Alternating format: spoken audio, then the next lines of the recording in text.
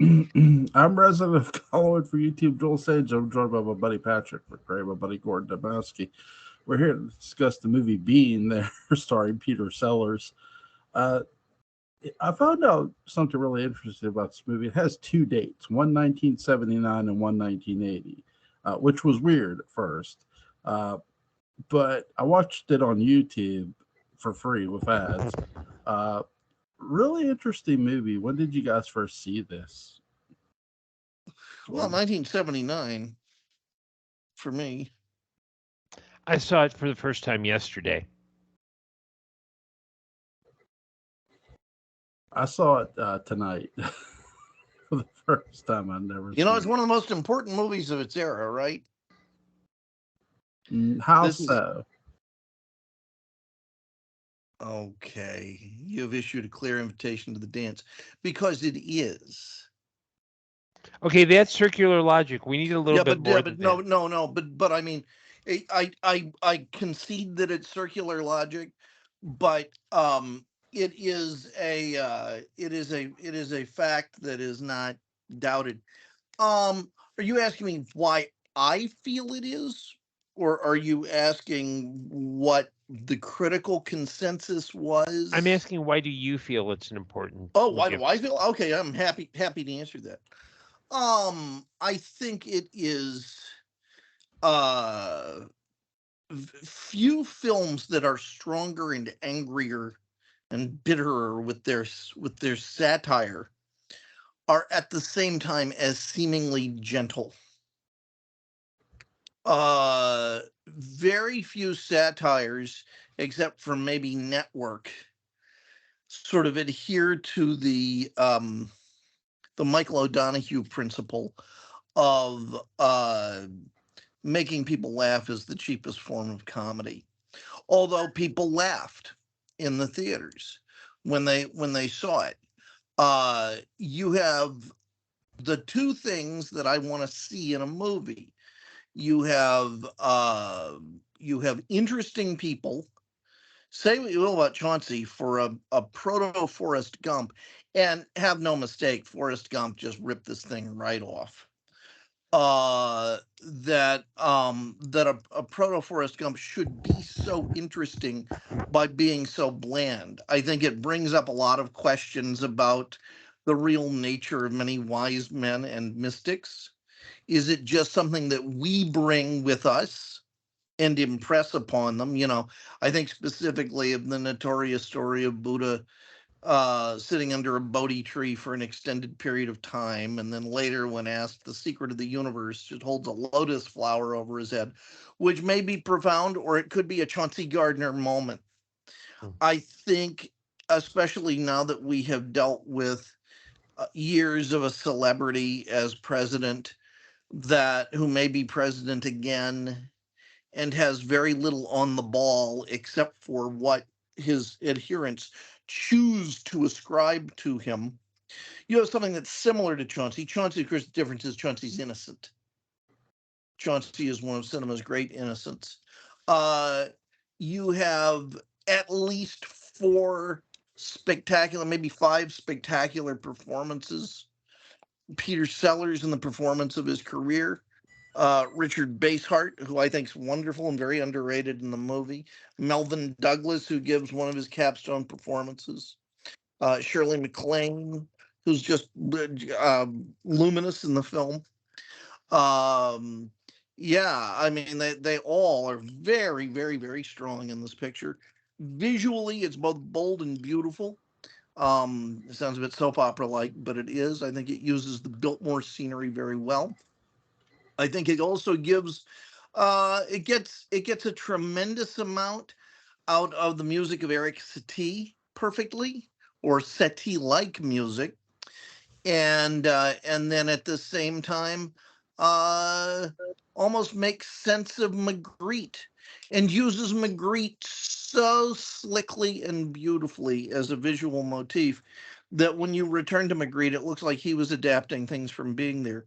Written by Jerzy Kaczynski, who is uh, considered one of the finer writers of his era, and directed by Hal Ashby, who did not direct many films, but each one is considered a landmark classic by critics and by his peers, I think, for their originality and subtlety. He might be best known for the movie Harold and Maude. And so that's the beginning of great things. I think it's a great, nearly post-Carter, pre-Reagan look at poverty, intelligence, privilege, things like that, about what is this. We talk about this term privilege, and privilege doesn't mean you get more because you are of a group. It means that you put up with less crap because you are of a group. It just depends on where you are and what the crap is at the time. And this is a perfect story about that, of Chauncey Gardiner just kind of stumbling from opportunity to opportunity. If you have not, just like Zelig, if you've seen the movie Zelig, have you seen the movie Zelig? No. Well, you really need to see the movie Zelig. Just like Zelig, Chauncey Gardiner is immediately a metaphor. Once you have seen the film, and other people who were seeing films in 1979 or just have had the luck to see the movie, all you need to say is, well, that's a real Chauncey Gardiner situation, and everyone knows what you're talking about. Sellers was nominated for an Oscar. He really thought he was going to win it for this, and he didn't. I forgot who it went to, but it's someone like Burt Reynolds or somebody. He was not happy about that, and that was shortly before his death. Brilliant little movie. Sad yet funny. It manages to combine a bunch of disparate elements in various scenes that get so close to becoming totally fulfilled that they would have canceled out the other. The sadness would have canceled out the comedy, or the comedy would have canceled out the sadness, or whatever. And yet Ashby is able to maintain this brilliant balancing act, which I think very few film directors have been able to manage. I'm in rewatching this. What did I rewatch the other day that was also so very, very, very good? It was Something, and it was just a real boy. They don't make them like that anymore. And Brainstorm. I was rewatching Brainstorm, and you have to look at, especially pre-Forrest Gump, how original this movie was, and that it's honestly pretty unpredictable, even though it should be. Oh yeah, okay, I get it.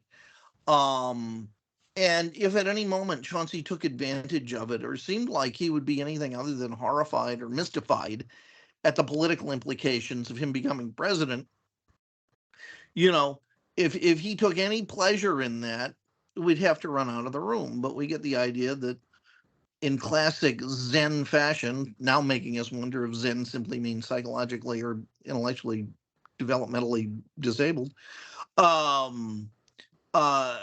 has no interest in that whatsoever. Just like he has no interest in Eve, and she's saying things like, "Oh, you like to watch," and she's throwing herself at him. In an era where we do nothing but scroll, where we do not, and you can grow up as nothing but scroll. I think this is a movie that is going to be, in 20 years, very interesting to watch with Generation Alpha. Mm-hmm. Gordon, what did you think?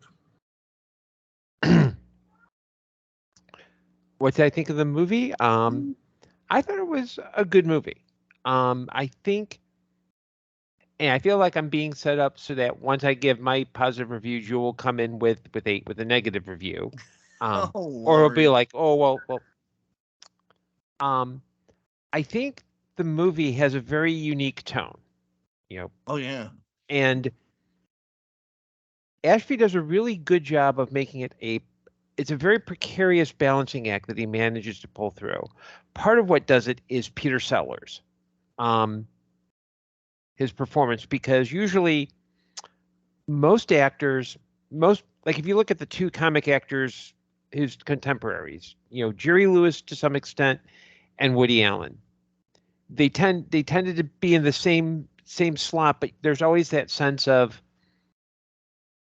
look at me, I'm the star, look at me. Sellers doesn't do that because he's so contained. He manages that all the way through. There's never any kind of winking at the audience or Never. deliberate. The only other role I can think of, and this is going to sound like it's going to sound from out there, is Andy Griffith in A Face in the Crowd, where he's playing a very nasty guy, and there isn't that kind of wink of, you really like me. Like, he's just a grade A jerk. But back to being there. It also helps that it's written in a way where if this movie had been made 3 or 4 years later, there are obvious plot points that it would have been, I think, handled as, oh, Chauncey kind of knows, but he's going along with it, and you'd see the obvious plot points coming, and it never goes there. I think the closest is when the reporter and the Richard Dysart character, the doctor, are talking about, oh, he really is a gardener. And at that point, probably one of the few points during the movie where I thought, well, oh, this movie is going to go downhill. I can see, and it doesn't. It starts really leaning. It's right towards the end where you think, isn't that great? Yeah, that and you doesn't? don't think, oh, okay, that scene's going to be coming. It's just like, it's less the predictable scene and more like, oh crap, they're just realizing right now this guy isn't this great sage who has great wisdom. He really is just a very simple guy.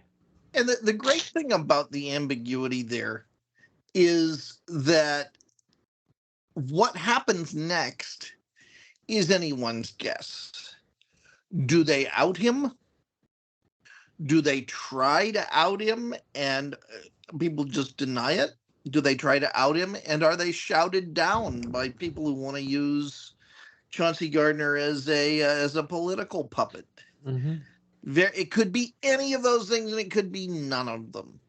And that ambiguity, it's very John Carpenter-like, except it's even more open-ended. And that lets the film-going process keep going with you. Mm-hmm. Yeah, I really like how the supporting cast plays off of Peter Sellers' character. They do a really great job throughout the entire movie, from start to finish. Peter Sellers has always been funny. I mean, even though he's not a comedian, he knows how to act and he knows how to present himself through a movie. Well, you do know how he got his start, Joel. On the radio sketch show, the Goon Show. Yeah. No, so you could say he is a comedian. I didn't know. Well, and Joel, if you've never been gooning, when you get into it, I want to see your expression. Well, I know he was at a public event once, Peter Sellers, and somebody asked him to tell a joke, and he said, "I'm not a comedian, I'm an actor." That's something he said. Sure. Comedian in terms of stand up, do a set, right? Kind of thing. I mean. That was. I mean, he probably knew some at one time, but yeah, that wasn't. He's a comical performer.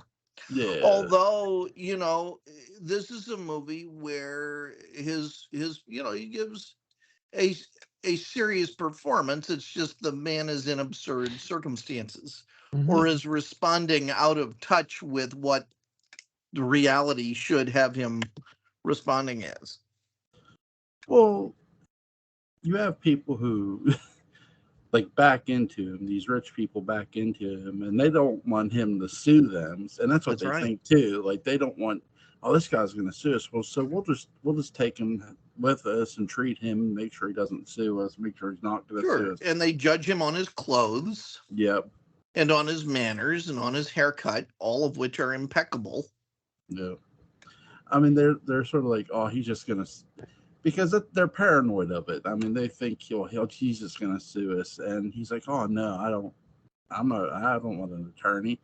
And they find him that has a very unique sense of humor. Which, I mean, you do meet people with unique senses of humor. It made sense for them to say that. So they're not realizing that this dude is. I guess I'll use the word special needs in a sense. Yeah, You know, yeah. I mean, And of course, you know, or maybe on some level they do, but they don't want to be embarrassed by the admission that they didn't notice, or that they noticed other things instead. And so, and one of the things that happens in the movie is that the people around him will ask him a question, but then they kind of give this like rationalization of that kind of makes them fit. Like at the end where the guy says, "Hey, you know what? I can give you a book deal. We want your words and wisdom. We can give you a $600,000 advance. I can't read. Who has time? You know, don't worry. You know, we'll get you going. I can't write. Who has time? We'll get you a bunch of ghostwriters. Well, it's that absurdity of these people. It's not even that Chauncey is doing anything to deserve this. no, They're doing the it truth. to him. Yeah. Unbelievable. Yeah, they're sort of throwing this because I do think to a degree they don't, for the biggest part of the movie, they don't know any better because after they okay, he's not going to sue us. They do realize that part of it. And he goes, "Oh, I just want to work in your garden." They're like, okay, they think like he's just the older guy's impressed by his intelligence too. I forget the guy who plays the president, but I know he's Jack Warden. Yeah, Jack Warden. He's kind of crazy, but like a fox. He's been in some really interesting movies, and this is just another movie he's in. I love how that Jack Ward got to play the president of the United States because he is crazy like a fox. You're right. Yeah, he's just sitting there listening to this. But again, the guy who's his friend who wrote speeches for him, he's translating what Chauncey's meaning to the president, and the president repeats what Chauncey basically said. It's like, God. Oh my God. It's like, I mean, in every way, they're sort of, I don't want to say ignorance, but it's their own ignorance that they don't realize this dude's like, he needs help. But there are people who've been around the guy who know that, who see him on TV. Like, no, that dude can't know. Well, and that, how much of celebrity is us sitting back wondering, is that person really all right? Yeah. And everyone else is around. Oh, no, they're fine. I mean, I ran into this with Michael Jackson for 25, 30 years, where I kept saying, this man is a lunatic. This guy's a real weirdo. And no one I knew, except for the lone late night comedian, and it's their job to make fun of everyone anyways, they don't count, wanted to sit down and talk about how weird Michael Jackson was. Now they finally kind of are, but still there's this weird adoration of him. Well, I don't get it. Well, it doesn't help that people, make fake accusations about you either. Well, no, but those are accurate accusations, Jewel.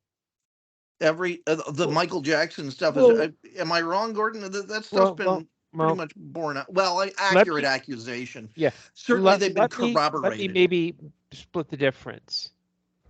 Because I know Jewel loves Michael Jackson and stands for everything Michael Jackson ever did. There's enough erratic, questionable behavior in Michael Jackson's life that the accusations don't really help. That's a great way to put it. Well, when you're getting time and date, when you're Wade Robinson and James Safechuck, okay, and you're getting time and dates wrong on your accusations, that doesn't help you. How old were they? I'm not going to get into that. I'm going to get into, I'll go right to Wade Robinson because he's the biggest tool of them all. Uh-huh. Okay. Wade Robinson and I'm going to quote him, and you can look this up. All Wade right. Robinson, Michael Jackson never let us around women. That's a quote from one of Michael Jackson's dancers, Wade Robinson, as a kid. Uh-huh. Now, here's the issue with that, and it's huge. Okay, number one, Michael Jackson introduced Wade to his niece, and they were dating. Wade Robinson then turned around and began dancing for Britney Spears. Wade Robinson introduced Britney Spears to Michael Jackson. It wasn't that Michael Jackson met Britney Spears. It was that Wade Robinson introduced them. Okay. So it takes what Wade is saying is Wade's full of shit. I don't think that's the case. Well, Joel. wait. How long did he know Michael Jackson? Since he was a kid. Okay, maybe it was during a specific period, or it was as some sort of backstage trend. He said, I'm quoting him. He said, Michael Jackson never let us around women. Then, yeah, Gordon, can you find more of the context on this? Then Wade Robinson, okay. Have you ever heard of a song called Cry Me a River? That was written by Justin Timberlake. Well, Wade Robinson had an affair with Britney Spears. Okay, I have the details. When former New Jersey Governor Chris Christie strode into VFW Post 8641 in Merrimack, New Hampshire, one November evening. Well, now Gordon, now you're making the ha-ha on both of us. Here's the story, though. I would be curious about more of the context of that quote, because that sounds like a quote that should be or could be very easy to dismiss, which is sort of what Jules is doing. It is. But I would like to, personally, I feel like that's a quote that probably had an anecdote with more around it. And there's a great way to find out the information. It's his website, Google.com. Yeah. I'm staring at a phone, but you guys have computers there. Yeah, and I really don't want to have this conversation because I think it's irrelevant. Well, here's what you got to understand before we get off. You're probably right. It's not that, now I want to find out. It's not that Wade Robinson is suing Michael Jackson. Wade Robinson is suing the Michael Jackson estate, which was owned or is owned by Michael's mother. So I mean, I don't think she's going to be out on a corner with a tin cup anytime No, soon. I understand that, but when you're getting time and dates wrong, when you're making up flat out lies that everybody is saying no, that's not true, because Wade Robinson was in a relationship with Britney Spears. So there's that. I mean, and by the way, the accusation that Wade made didn't happen. Remember, before Michael Jackson died, he was going to go on tour. He was getting ready to go on tour. Guess who was one of the dancers? Wade Robinson. Well, he knew a paycheck when he saw one.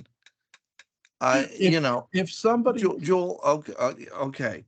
My point is that Michael Jackson acted like a weirdo, and nobody wanted to talk about it for the longest time. And then people suddenly were willing to talk about it. It's similar to Chauncey Gardner. The man lived with a llama, for crying out loud. Yeah, Joel. he had a chimp in a hyperbaric chamber next to him. I mean, what more do you want? He would French kiss his chimp. Okay. He wore one glove and sang "Beat It." He thought Corey Feldman had talent. If somebody, okay, let me ask you this. Just if Michael Jackson molested somebody, shouldn't that person who's claiming they saw Michael's penis describe it accurately? Not necessarily, because there are a lot. I mean, I don't want to get into detail, but there are a lot of ways to molest someone that do not necessarily involve full daylight revelation of the main event. And just to be clear, being molested, I can't speak from personal experience because I've never been molested. but I would think that it's a pretty traumatic experience, Yeah, and you're not thinking, PTSD. yeah, you're not thinking, oh, let me get attention of this person's, you know, you know, let's look at birthmarks and other, it's very easy when you're behind a keyboard to start going, well, this person did the person, and it's people we don't even know. It is, and if you want to accuse me of being high and mighty and taking the moral high ground, fine. No, but Gordon, you also have a lot of training in this field. I'm not trying to be easy. I'm just going by the facts that have been revealed. And this is relevant in my life. How? Yeah, yeah. I mean, if I had more time, I would investigate the case and make a cogent argument. I didn't know that was the topic this evening. I did see Leaving Neverland or Finding Neverland or whatever the one without Johnny Depp was, and it was pretty jaw dropping. And I saw Captain EO. There we go. Yeah. Come on, man. What's up with that falsetto voice? What's up with the surgically mutilating himself again and again and again? Hey, I think his career started to decline when he did the song about the rat. Well, Ben, God, those were the days. Those were the days. But let's get back to being there because it's a much more pleasant experience. It is a much more pleasant experience. You ever notice how when Jewel doesn't want to talk something, he takes us down a rabbit hole that's uncomfortable that we got to pull it back? It's like this, or it's the Halloween movie series, or it's like some kind of random, like, the problem with the screenplay is there should have been more machine guns in it.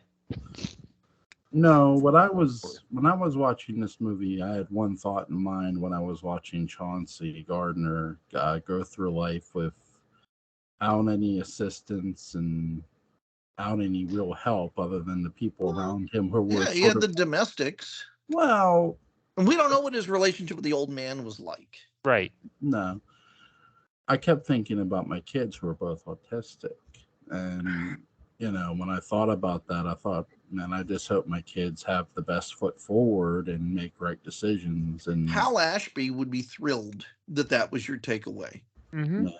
He would be really happy. I mean, that wasn't his primary takeaway, but I think he would say, I did God's work tonight. Yeah. If that's what you were thinking about. Well, I mean, that was my thought when I saw the character, because I realized, okay, Chauncey Gardner is autistic. I mean, that's what I took away. Is that he's not. I want to say this word. I'm not trying to be mean, but I don't think he's dumb. I don't think he's dumbfounded. He's just very autistic, and he's somebody who got a job as a servant or gardener or whatever he was, and that's something he loved.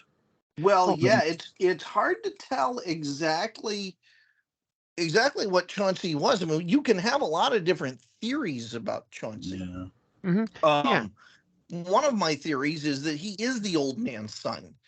Yeah. But he was so weird that the old man denied it. No. Or he was the old man's son with a maid or something like that. Yeah, because that's perfectly possible. Yeah, because even the story is he doesn't remember a time when he wasn't in the garden, tending the garden. He's been tending it since he was a boy. I mean, he could just as easily be just a kid who the old man denied, and just was stuck in front of a TV all day. Yeah. Yeah. I did enjoy this movie from start to finish. I think it has, though it is funny. I mean, it is, look, from a comedy sense, I laughed at some of the scenes because they are funny. They're hilarious especially the people around Chauncey Gardner. It's like, do you hear yourself what you're saying? But it doesn't come across as so sad that it makes you depressed. No, but it does have a deep psychological meaning of, here's this guy who has special needs, and he gets caught up with these people who don't really, again, he's, from an appearance sake, he's well dressed, like you said, he has a nice combed hair. They don't want sued, so they take him back to his place because they just hit accidentally backed up into the dude's leg. They keep him in a wheelchair through some of this movie, and he's like up and walking around. He's like, "Oh, I'm fine. I'm okay." It doesn't Can't take hurt. any chances. Right. Which Yeah. also just goes to show you, their attitudes about physical wherewithal. Yeah. It's like they're bringing up the wheelchair behind him. I'm like, I think he's okay. He's like, "Oh no, we can't take it. You're right. You can't take any chances." But the old man does bond with him, though. He finds him like deep and philosophical. But none of them. Again, by the end, yeah, they do realize it. But up until that point, it's just like, well, he's just a really intelligent. It's like, no, he's not. What's you guys' favorite scene in the movie? Bro, I think maybe the talk shows that he's on, that certainly is one. I think his conversations with the new old man, Ben, are really great. Even his musings about the elevator, or his dealings with the Russian ambassador. It just goes on and on. The movie, I can't narrow it down to one scene. Yeah, It's such a tapestry. Yeah, it's a movie with the boring bits taken out. Yeah, that's a great way to put it. Yeah. My favorite scene in this movie is when they're sitting there, and the president's across from them, Jack Warden's character, and they're having this discussion, and then after this discussion, and the president just repeats what Chauncey Gardner says to him. I think that's just again great storytelling by the director and the writers. They did a really good job. It's an entertaining movie. So. And it's a good little book too. If you're interested in this, it's very short. It's 100 pages or so, by Jerzy Kosinski being there. Oh, really? I didn't know that. I didn't know it was a book. What's you guys' favorite Peter Sellers movie or performance? Wow. I mean, it's probably this, although it's not the most iconic. For me, I would say Shot in the Dark, Doctor Strangelove, and The Party are all masterpieces. Yeah. Gordon? Let's see. I'm going to agree on A Shot in the Dark and Doctor Strangelove. Yeah. I think I would add the first Pink Panther movie to it. Yeah. I mean, and it's really tough too, because there's a whole stretch in the early to mid 70s where Peter Sellers was in a lot of bad movies. He was. Yeah. Although my favorite Peter Sellers line was actually spoken by Jeffrey Rush in the biopic The Life and Times of Peter Mr. Sellers. Strangelove, yeah. Well, I'm actually thinking of the there's a scene where he's taking photos of Britt Eklund, as played by Charlize Theron, and he's on a leather couch and he says, "I haven't felt this much leather on my thighs since the Third Reich." And I don't know if Peter Sellers ever said that, but you can just see him saying that. It's a great line. That's hilarious. He did. And it's something I can see Patrick saying as he's lounging around at home. Perhaps. I'm not that old. Now I am gonna make a suggestion, because I brought it up and neither of you have seen it. And it's an amazing movie, especially given the fact that it was nearly 10 years. Maybe it was more than 10 years before Forrest Gump, I think, or around 10 years before. And so everything was very analog in how they did it. And that's Zelig. Speaking of people with things in common with Michael Jackson, that is well, they're both famous. The Zelig should be easy to find on YouTube and things. It is the most metaphor-packed film I've ever seen. And it's a fake documentary before they were making fake documentaries with the actual sorts of people like Susan Sontag being interviewed for this thing, who would be interviewed if they were doing an actual documentary about a phenomenon like the alleged Leonard Zelig. It's a hell of a, I mean, it's very funny, and it's something that anyone who has ever wanted to fit in any circumstance can identify with immediately. It's probably the filmmaker's best movie. Certainly his most innovative and insightful film, and boldest too. I'll definitely check it out. And it's Jewel. It's only about an hour. It's maybe 80 minutes. And it is on YouTube. I really don't mind the length of a movie. It's the girth. Lengths of movies really don't bother me. I mean, I'll sit for pretty much any length of a movie. So. Yeah, ironically, Patrick, my porn name is Girth Brooks. Oh, God. But Joel, could we talk you into looking at that and chatting about it? What's that? Zelig? Zelig. Zelig. Yeah, let's shoot for Friday night if that's okay. That's fine with me. Fine with Gordon, me. I think you're in. Gordon, if you can make it, I think you're in for a real treat. I think you're going to love this thing, especially with your love of 20s and 30s culture. Mm-hmm. It's really thick with that. But I also loathe Woody Allen, so I'm going in with conflicted feelings. Well, keep in mind he plays a very un-Woody Allen-like person. There is a narrator who does most of the talking in the film.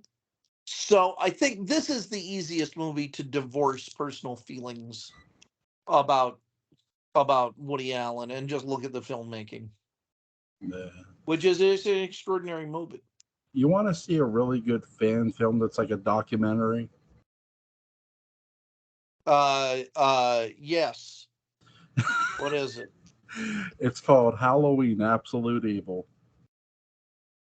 Okay, that's one I know to avoid. Hey, do you want to see a movie where Batman fights Alien and a Terminator? I love that movie, Dead End. Yep. You see that first, Joel. I think you guys will enjoy Absolute Evil, actually. Well, yeah, but Joel, have you ever seen Batman Dead End? No, I have not. It's the best Batman movie they ever made. I really contend that. It is the purest. Yes. And it's probably just the most, even though it's very short, it's one of the most flat out enjoyable. It has Walter Koenig's son playing the Joker and doing a hell of a job. Now, where can I find this? YouTube. Oh, okay, YouTube. It's called Batman Dead End. Yeah. Okay. Now, I'm sure you've seen Under the Red Hood. That's one of my favorites. So. Who hasn't? There is a movie I do want to discuss with you guys. It's called Brain Scan. Called what? Brain Scan. I can't understand that second word. Brain what? Scan. Brain scan. Yes. It's from What's it about? It's about this kid who orders a video game set orders a VR video game set and he puts it on, and slowly the game becomes his reality. Yep, and it's I looked it up, Patrick. It stars Edward Furlong, Frank Langella. That's a great cast right there. Good movie. Think you guys will enjoy it. It sounds like I will. Let's look at Zelig and then move on from there. Sure. I'll see. Is 10:30 Friday night good, guys? Or I ride with pleasure. Okay. I'll definitely check out that movie, guys. And I'm going to send you guys a link to Absolute Evil. Maybe you'll watch it. Maybe you won't. It's like an hour or something. Now, Joel, getting into the Goon Show is your assignment. So I want you to look up Gooning and do that and tell us about it. Goonie. Yeah. Look up Goon Show OTR. Okay. And then look up Gooning. Okay. All right. I'll definitely look. I'll try to check those. Don't worry about Gooning. Patrick's making that up. I'm not, but it's not what he thinks. Oh, God. Links to the Dark Shadows Daybook of Mods going to be in the description box. Links to Gordon Dymowski's Amazon page is going to be in the description box. Go check those out. Pick some stuff up from Gordon's website and pick up the Dark Shadows Day book about it. Great book. Guys, see you Friday night, guys. Goodbye. Friday. Bye-bye.